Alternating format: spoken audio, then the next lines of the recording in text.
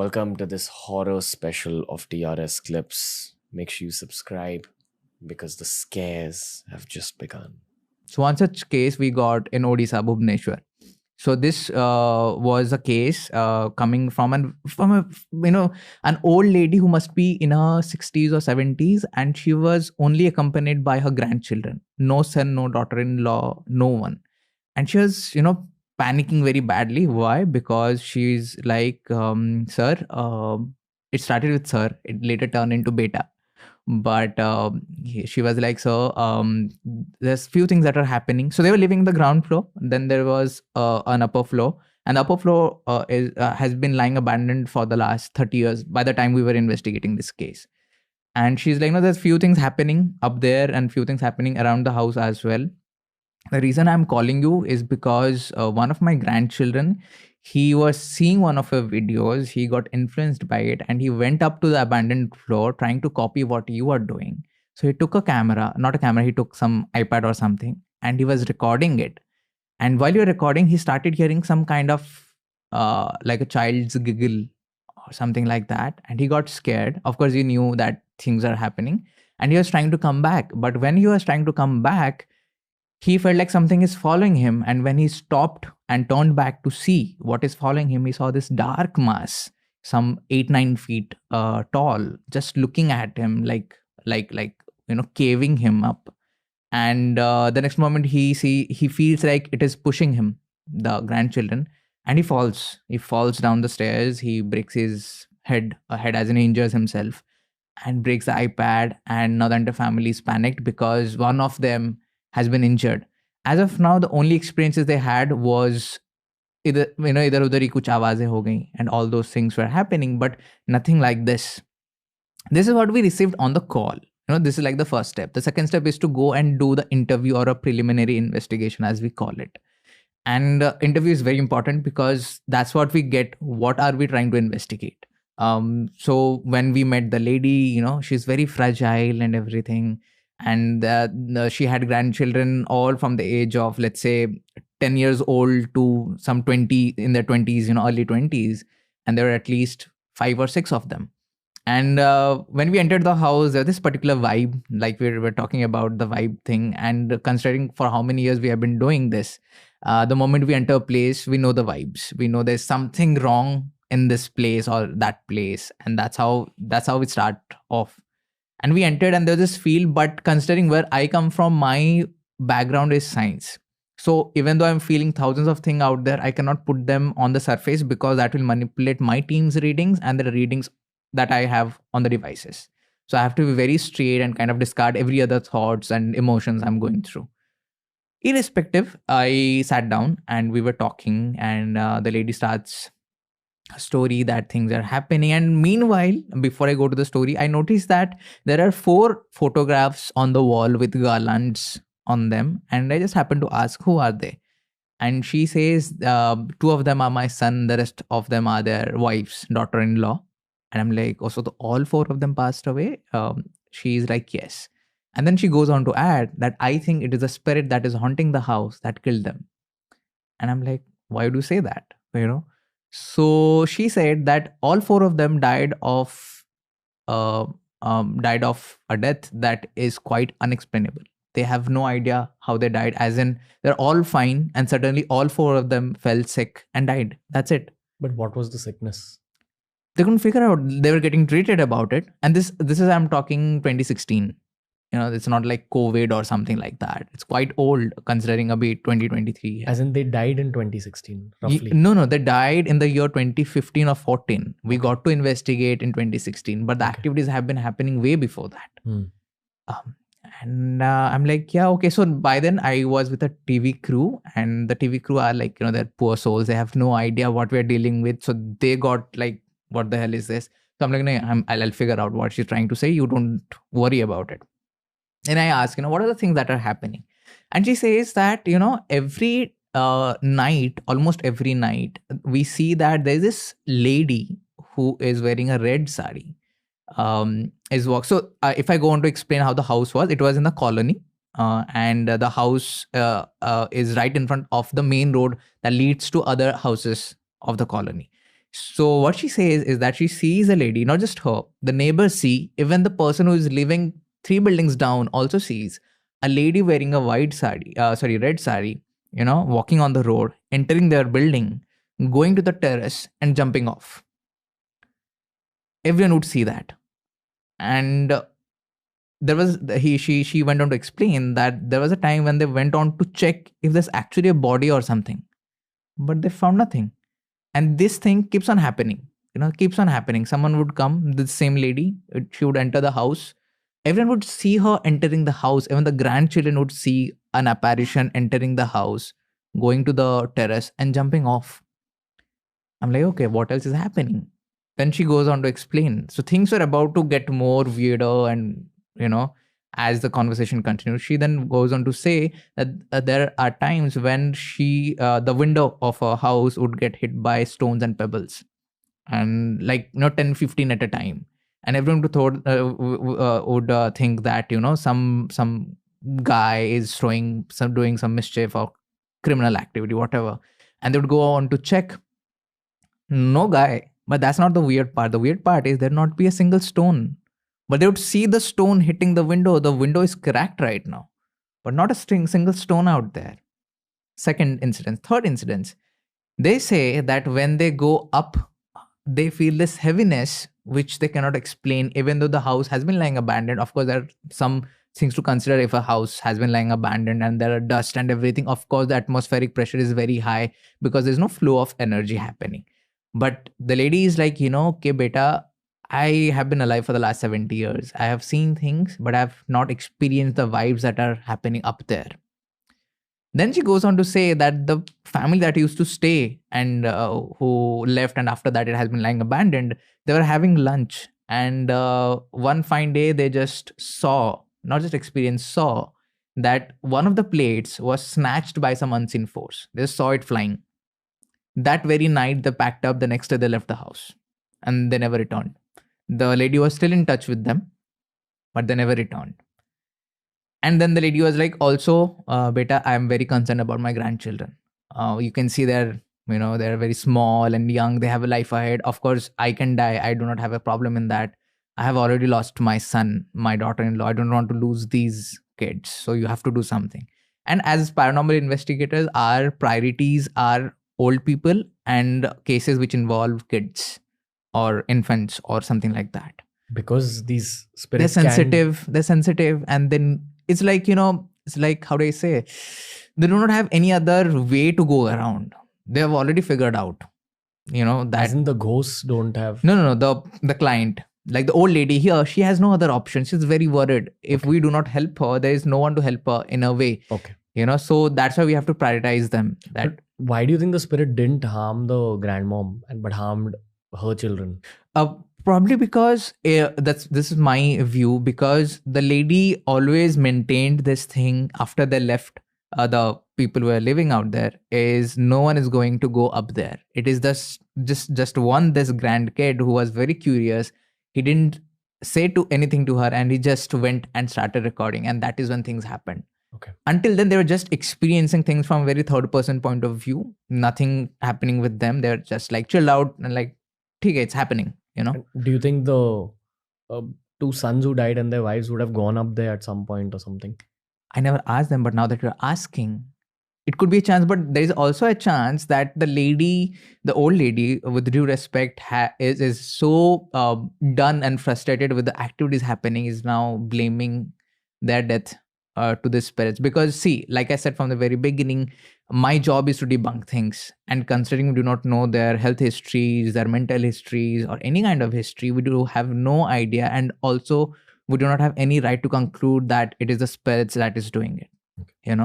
So never went on to investigate or ask more about it to her, considering it's still an open wound, and we really didn't want to do more digging and hurt her more. So we are like, let's do one thing, let's focus on the present. Right now your grandkids are the priority, are your concern. That's what we're going to deal with.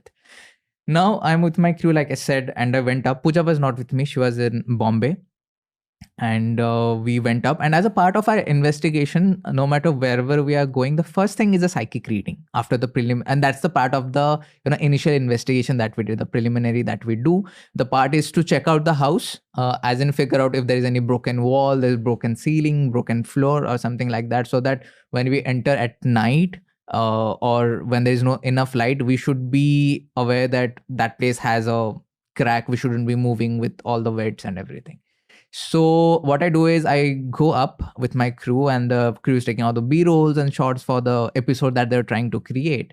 And I click a photograph and I send it to Pooja. And I'm like, Pooja, I need readings right now because there are a lot of things that are happening. And you know how it happens. And this is the most fascinating part. The psychics are not shared any information about the place.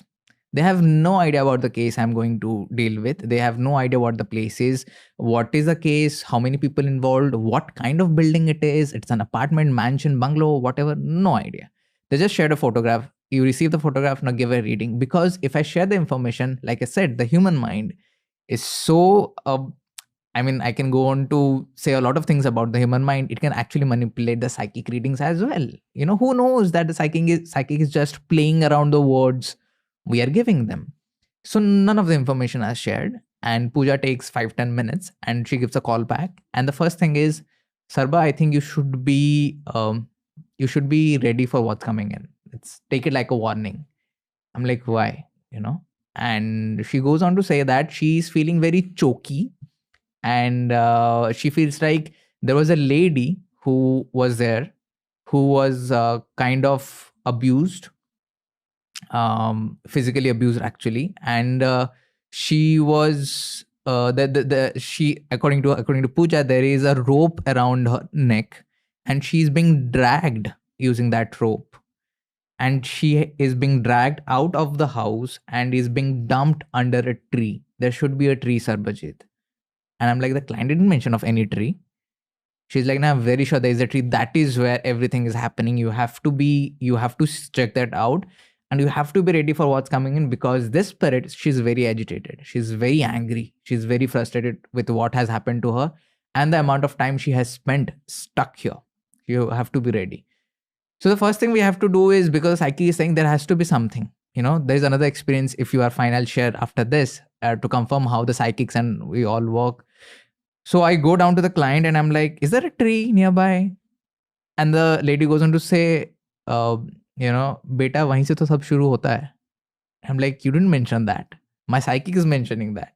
She's like, no, there is a tree. There's a tree where we saw the lady come out. That is the tree where it all begins. And we go out of the house. There's a huge tree just standing out there. And I send a photograph to Pooja again, asking, is it the tree? She's like, yes, this is where she is buried. And all of those bad things that she went through happened in that floor that you were there.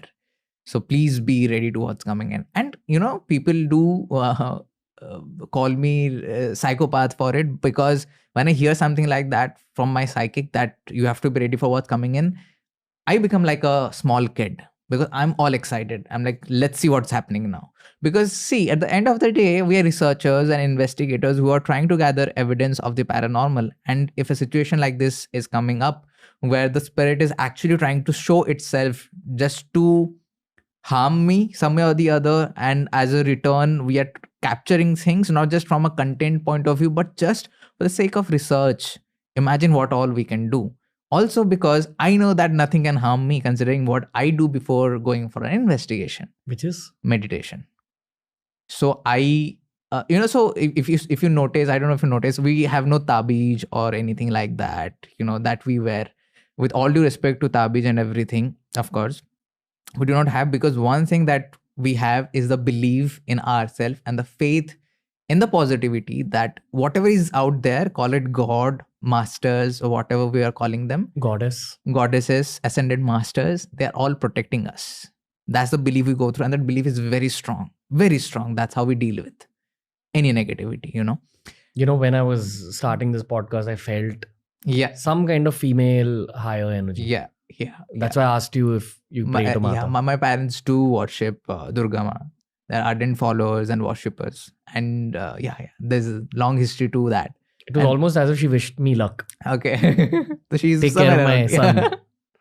So see, this is the connect that we have, is also the belief that I have to these masters, And that's why when we go to a location, I know that I'm in control here. And that's why I have survived for the last 10 years. And I know I'm going to survive for the rest of the years too. Or she's in control here. Yes. And she is controlling the negativity and the positivity. And she knows that nothing negative should come to these people.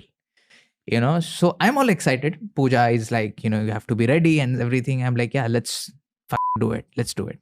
So, we were all set and the crew had to attend to some other cases. So we're like, let's not wait for night. Also, there's a very common misconception that why do paranormal investigators always go out to investigate at night? You'll see all those memes and all floating, and there is no such reason out there. The only reason we go out at night is because the environment is very peaceful. There are less people, less vehicles, less crowd, less horns and pom-pom and everything. That's why we go in. Otherwise, we have investigated places at even 6 a.m. in the morning just to check out, to debunk this thing that why only at night. So it was around 6 p.m., 7 p.m. And in Odisha or in the eastern part, the sun sets very fast as compared to here in Mumbai. So by 6:30, it's already dark. And we were like, take even the night visions cameras are on, the devices are on. I'm all set. Let's go in and get this done. So what we do is something that is called as paranormal lockdown, which is a very serious and dangerous thing. But I'm sure no one in India does that apart from me and my team. And what we do is we kind of basically lock ourselves in the house, and the lock and the key is the lock is there. The key is with some crew member who's sitting outside. They're not with us. So we are all stuck. Whatever is happening, we have to deal with. So that's what we do. We also did the same with this case. We asked one of the crew guys, please do lock us and go and sit in the car and let us do our job. And we already have the psychic readings. We already have everything ready. And to go on to explain how the room is so that you can also understand, because there'll be certain things that I'll be explaining. So the moment you enter from the main door, there's a hallway. To your extreme right is the washroom. On your extreme right top corner will be the kitchen. Beside the kitchen will be one of the bedrooms. And again, beside the room will be another bedroom. So 2 bedrooms, 1 hall, kitchen and bathroom. That was the structure. And we enter and it's all abandoned. Of course, we saw and everything. And when we enter, so of course, there's no light. There's no electricity by default. So we were like, okay, we will be using the night vision cameras and the torches that we have. And while we're entering, we just marked that there's a stone on one of the slabs that is out there. There's a huge stone, must be around a ton or something like that. They're just kept there, probably because it has fallen from somewhere. So the people who are living down there, because they also have to take care of the upper floor, probably they have called someone to pick that up or something like that. We assumed it. And we were like, okay, it's out there and it's safely kept, nothing like that. Cut to, we are just walking and we reach the first bedroom and I just turn. We see this teddy bear lying. And I call that the Annabelle of India, And you'll see why the Annabelle of India. We enter and I find this doll lying around and I'm with my device, a device that measures EMF, electromagnetic field. And we are trying to figure out if there is any base reading. So generally the EMF has 5 lights, one of the devices that we use. And generally the first light is always on because that's like giving us a base reading. But there are certain places, certain houses, certain properties where the base reading goes on to 2 or 3. Now, how do we know it's not paranormal, but something very scientific is the lights will not fluctuate. They'll be like that because the flow of electricity is same. No, it's not changing. So 3 lights or 2 lights, the base reading will be there. But in this case, we only had 1 light. So we were like, okay, there's no manipulation of any kind of electricity happening. And we move on. And I'm like, let's start this communication.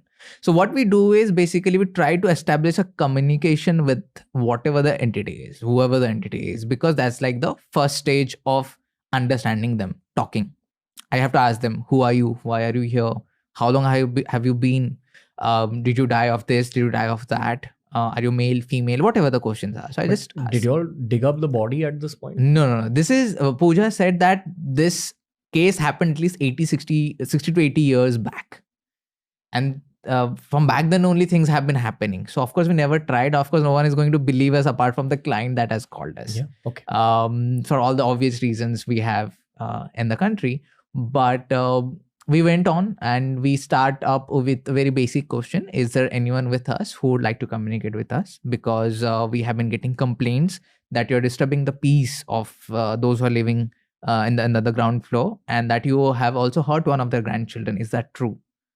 First 5-10 minutes, usually nothing happens, it's like, and that's why it's a job that requires utmost patience. You have to sit for like 4-5 hours just to get one reply or two reply. That's how it works. Why do you think that is? Because the entities, for example, just before we started the podcast, you needed some energy. So you had something, right? Same way for the spirits as well. They need energy to manifest. They cannot be just like at a point and do something like that. Also, there's a lot of research to it. We have figured out that the EMF hotspots, or the, the EMF, especially in Southern Asia, or especially this belt, is very low as compared to that in the Europe and in the USA.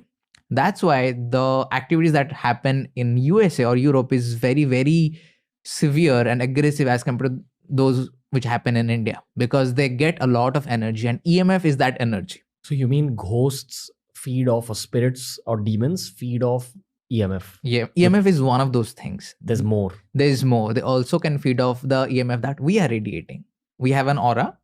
Aura is nothing but our magnetic field, the body's magnetic field. So that's why we go to certain places and we start feeling drained suddenly. Because some energy, it can be a human being as well, what we call as energy vampires, can be sucking out all the energies out of you. So you'll see that person is very active, but you are like, dude, connection nahi ho raha. That is one of those sources. Another sources are batteries that we use in cameras. That's why when we go on to investigation, there will be 5 batteries which are supposed to run. Let's say each battery runs for 40 minutes, for example. And agar 5 ho gaye, to let's say, 200 minutes they will go. They will drain out in 60 minutes. All of them. So they take in the energy to manifest. And if they do not get that energy, they manifest in ways that is not complete. So let's say, this is a bit off topic, but let's say spirit's trying to manifest, but it is not getting enough energy. So what happens is only the head has manifested, or only the hand has manifested. So what we did in India is that we took that concept and we added blood to it, and हमने उसको आहट में दिखा दिया. We showed them in fear files that, the entities which are moving without head, without hands, is basically entities which are not able to manifest themselves. Of course, it's very horrifying when we see with blood and everything, considering what we did back then. But this is actually the real reason, is that the entity is not able to manifest itself completely. It needs energy to manifest. You're saying you can actually see something then without a head? Yeah, you do. You can actually. But again, in India, it's super difficult, considering we know geographically it's impossible. That's why we use certain energies, certain devices to give them EMF, to help the spirits, take it and manifest. Sometimes we also offer our phones, drain the phone's battery and manifest. But isn't it dangerous to give them energy? Of course it is. But let's say when it comes to a case like this, where the old lady is looking for answer, looking for a closure, we have to put ourselves to that risk, because we need answers, okay. And that's why it's important. And that's why the job is what it is. And maybe through that communication with the spirit, you're also calming it down and giving it closure in order to leave. Yes. That's the final part of the investigation, because at the end of the day, we are trying to help the souls of both the worlds. Yeah. The living and the dead. Of course, because even though the entity right now, the case I'm talking about, is very frustrated and agitated, but there's a reason behind it. She is not agitated because she just wants to. She has gone through something that gives her the right to be frustrated out there. And of course, she has been through such a terrible, terrible act. She has been killed so brutally. No one deserves that. And she's just trying to make others feel what she went through. That's what spirits do. So when you are at a place and you suddenly start feeling emotional, like crying and all, it could be just an entity trying to make you feel that, I'm very sad. So it's just reflecting, and you're just absorbing it and you're doing it, And a very common example I keep on giving. So, that's what I do mainly, is I try to give real life examples to make people understand that it also happens to you. It's just that you are not terming it as paranormal. When we are with our best friends and all, and the best friend is very happy, we are automatically happy. Even though we do not have a reason as such, personal reason. The only reason is my best friend is happy. But if the best friend is sad or depressed, you'll see automatically your energy is also going down. Your mood goes off. So we can just conclude that whatever energy they are radiating, we are also absorbing it. We are also getting affected by that energy. Same goes for the spirits. So when we are trying to communicate with them, at the end of the day, we are also trying to counsel them, trying to ease them. We understand what you're going through, and we are the only people who can understand. There will be no one else, because the rest of them will be only getting scared. This is also one of our methods of bringing them or making them comfortable to talk to us. So even the spirits are also scared of human beings. So we have to make them friendly. You don't have to worry. So the way I investigate is very desi, if I say. I go on to talk in ways which I'll do with you or with one of my friends or something like that.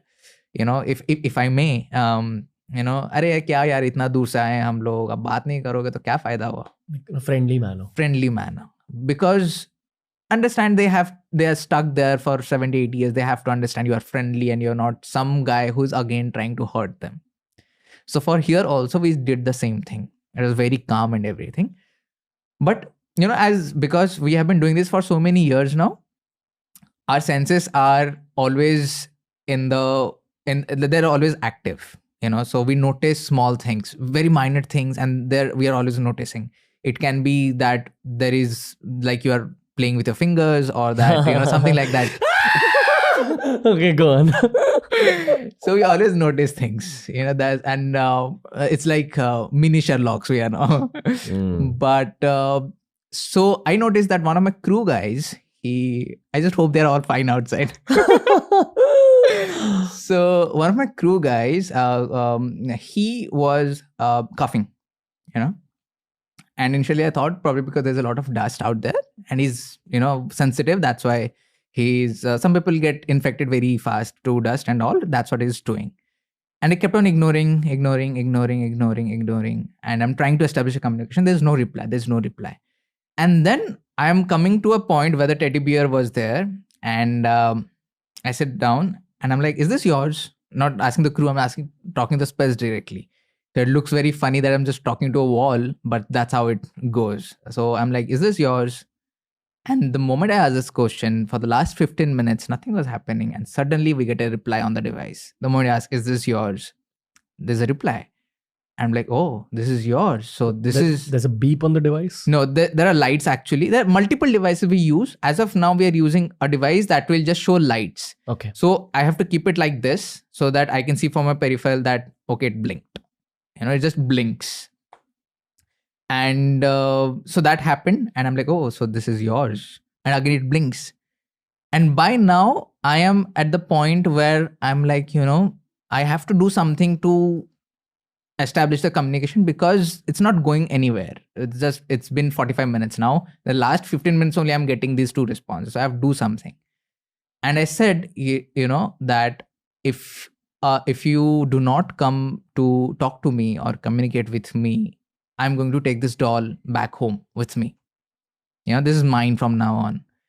By this time, my crew guy is on the ground coughing and saying that I'm feeling choky here.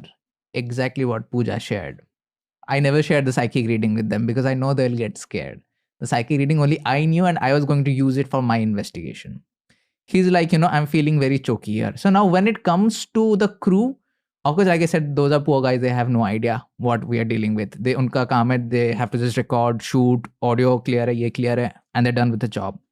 So when he got affected so badly, I am like, no, this is going somewhere that there's no intention to. So I have to kind of step up, not only from the point of how I'm trying to communicate, but also from the energy point. If you like, you give this energy boost to yourself to make yourself look bigger and more powerful. That's what I did. I'm like, you have no freaking right to affect my crew member like you did right now. You want to do something you want to affect someone, trying to harm someone, do it with me.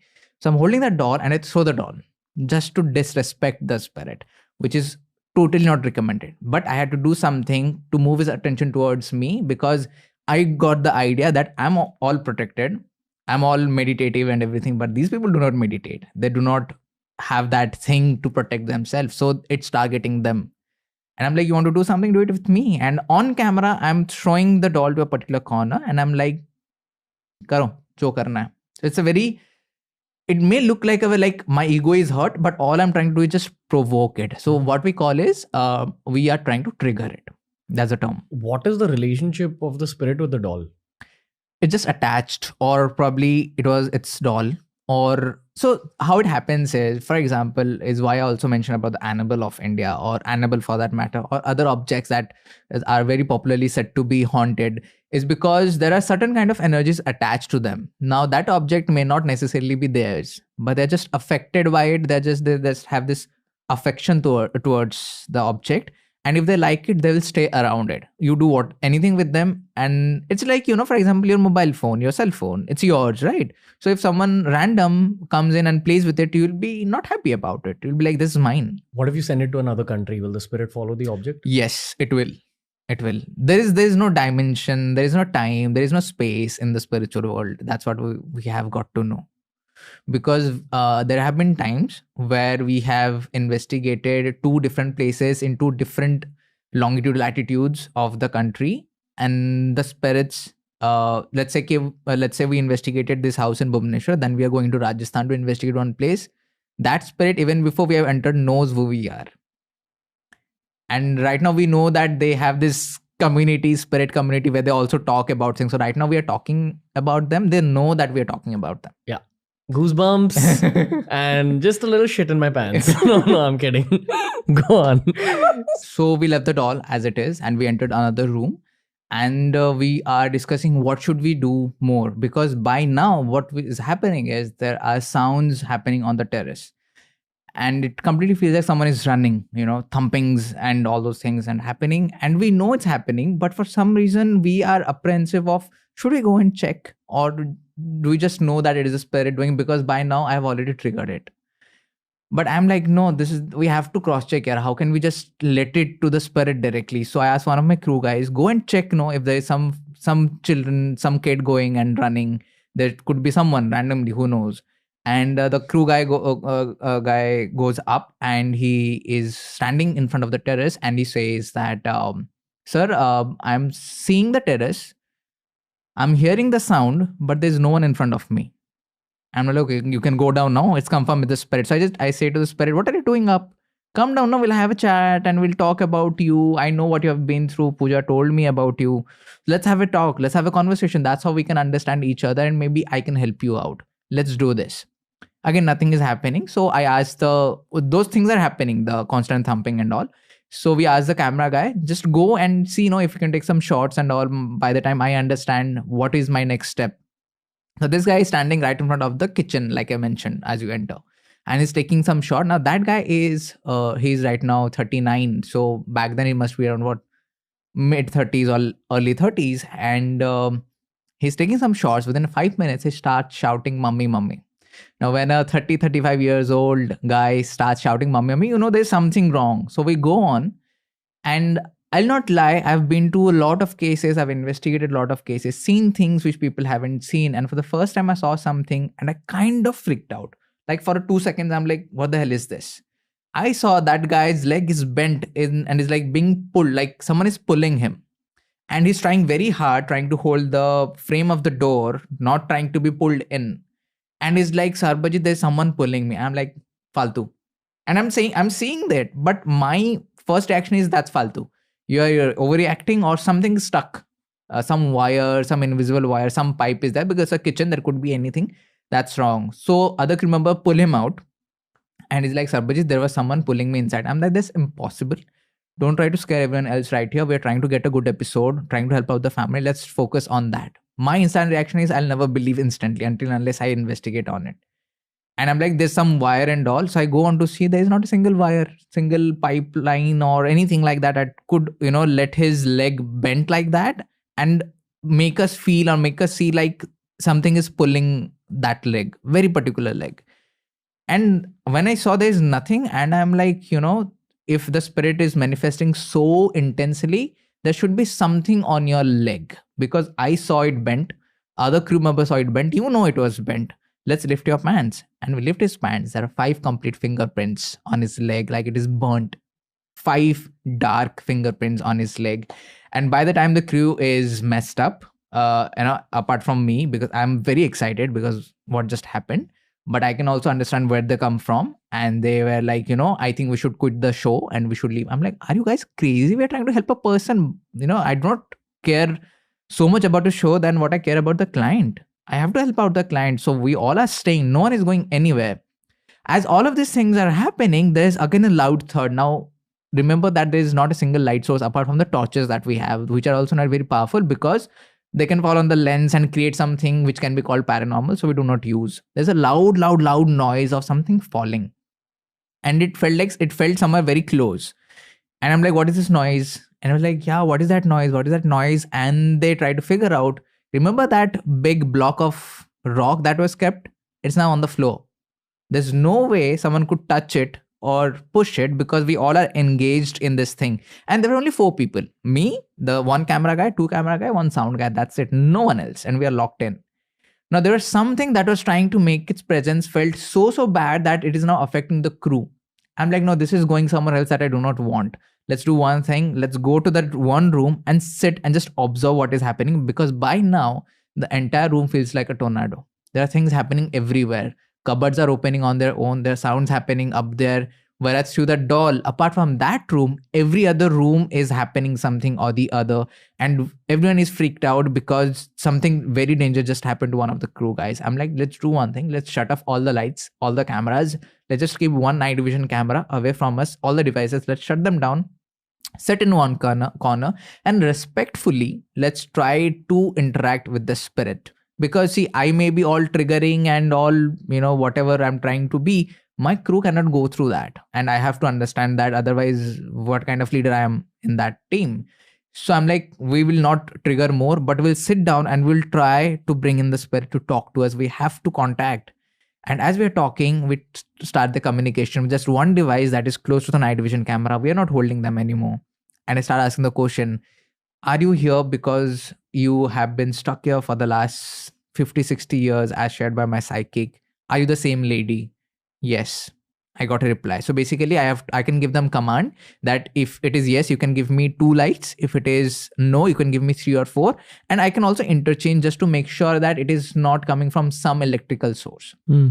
So I'm getting responses and I asked that, I know whatever happened to you is very bad, but you also have to understand that these people who are staying on the ground floor, they have no hands in whatever you want. So you understand that? It said yes.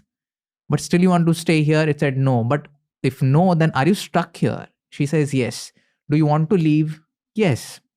Now, by all these things are happening, if I go on to explain how we were sitting, I'm sitting right in front of the door.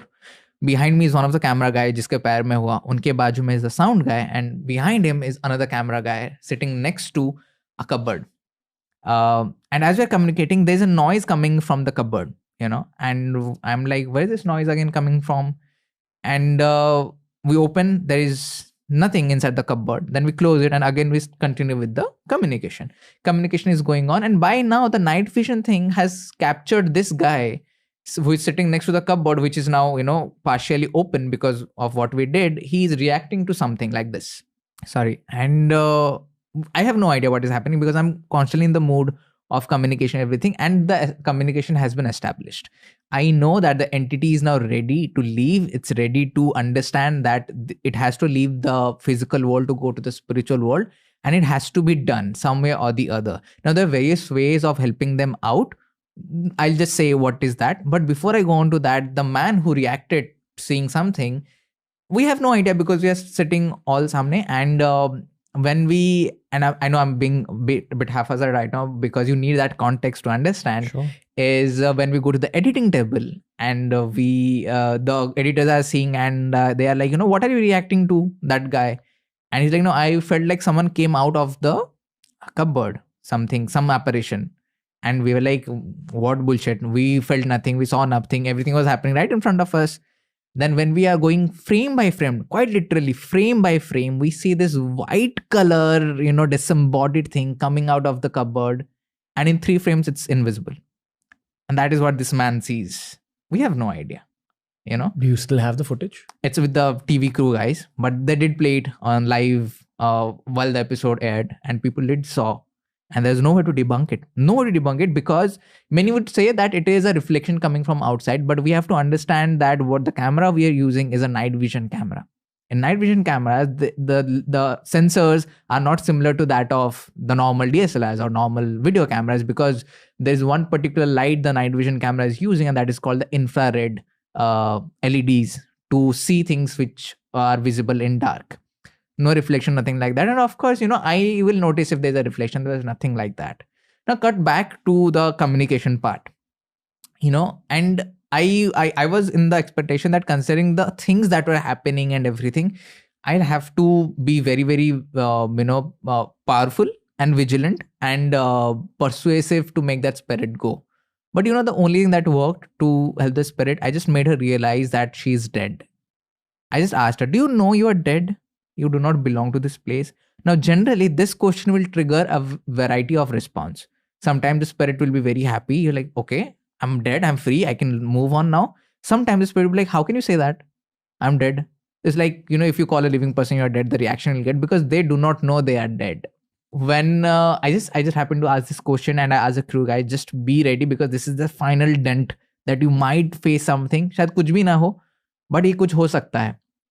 जब मैंने when I said that, do you know you're dead and that you do not belong to this place, suddenly everything felt, silent, dead silent. No response on the devices. The thumping all stopped. Everything felt silent. There's nothing apart from the breathing noises coming from my crew.